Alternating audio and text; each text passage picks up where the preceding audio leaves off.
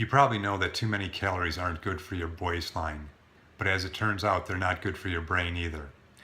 That's the lead-in sentence to an article published in Johns Hopkins Health Review entitled, "Are There Any Proven Benefits to Fasting?"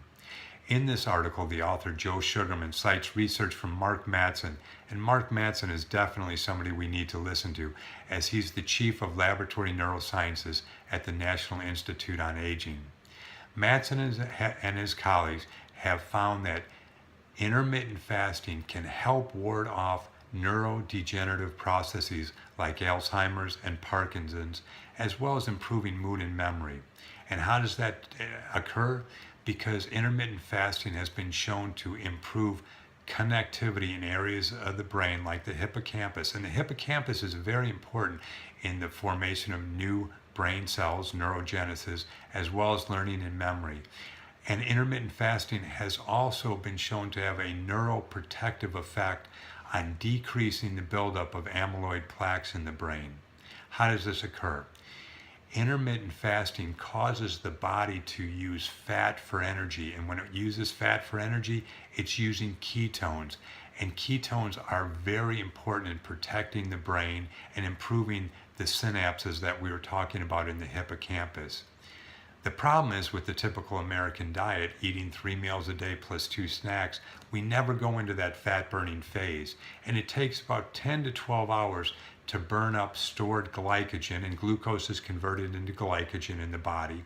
And if we're eating food every few hours, we never get to the point where burning fat for fuel. And so we don't get the health benefits of the ketones, and our brains thrive on the ketones. Now, Mattson and his colleagues recommend a couple different approaches to intermittent fasting. One is the 5-2 approach, where 5 days a week you eat rather normally, but 2 days a week you decrease caloric intake for men to 600 calories, for women 500 calories. Now, the other 5 days a week, I still recommend eating a very healthy diet, but the research says really you can eat as you normally would. So if you're eating less than ideal, you can stay on that schedule, although I really recommend eating healthy, and that's a pretty obvious statement. Now, the other approach is an 8-hour window, where every day you eat your 3 meals in an 8-hour window and then go 16 hours without eating. And that's obviously a very good one, as it will deplete the glycogen stores, but the problem is, in the reality of today's living, getting 3 meals in 8 hours can be a challenge. So whether it's the 8-hour window approach or the 5-2 approach, I highly recommend you experiment with intermittent fasting, but give it weeks, not days. In fact, you should really give it months, as at first you may feel some fatigue, some fogginess, some headaches as your body adapts, but over several weeks you will adapt, and you will see that you start to thrive as your body becomes much more efficient at burning ketones and fat for energy. Now, of course, speak with your physician before starting this approach, because it's not safe for everyone.